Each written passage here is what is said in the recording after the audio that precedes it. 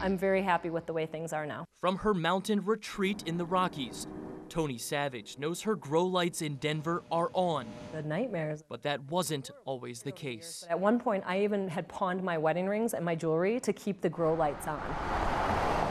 Before 2014, Savage's 3D Cannabis Center was running into the ground. 5814 after tax. As a medical dispensary for 3 years, I operated in the red every single day. The total is... When did it turn around? When did you go from selling your wedding rings, your jewelry, into something operating out of the red? January 1st of 2014.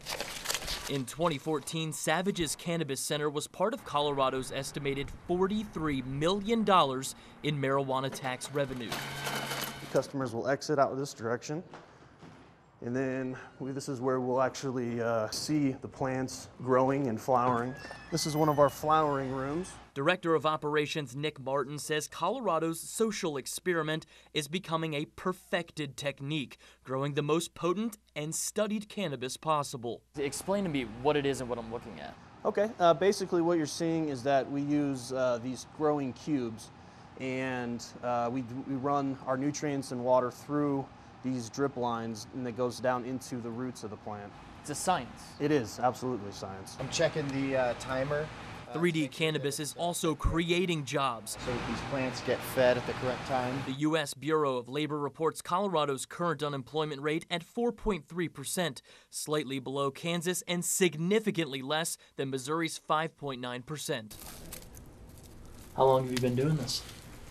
About 2 years. Francisco Flores is part of Colorado's workforce because of marijuana. Been doing it, been smoking it forever. It's nice to see the process, you know, and be around it all the time. It's nice. It's more of a culture now. Before, Flores was an underemployed barber. Now his clipper skills are making him more money. I like to take my time and, you know, treat it like it was a customer at the barber shop.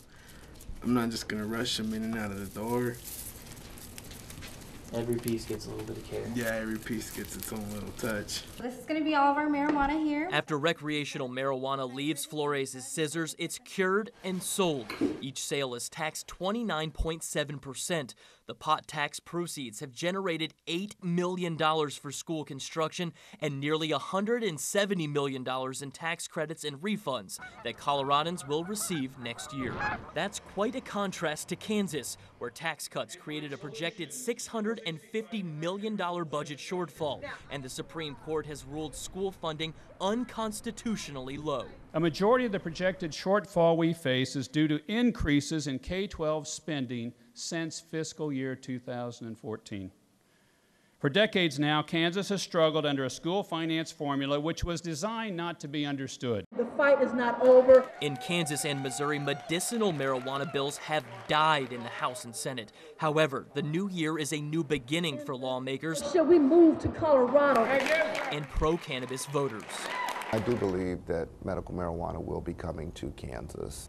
Cannabis could do some really amazing things for Missouri. Missouri cannabis supporter Amber Langston's proof is in Colorado. 365 days of recreational and medicinal business has taken Tony Savage's business from nearly $1 million in debt to worth between $3 and $5 million. There you are. Despite her financial success, Savage and the Colorado marijuana industry are still fighting federal regulation. Basically, currently the laws at the federal level will put us all out of business in a matter of a few years if we can't get them changed. My kids see it, my kids smell it. And after a year, cannabis control and enforcement isn't accepted by everyone. We need to err on the side of caution, and we need to think about our children and our future.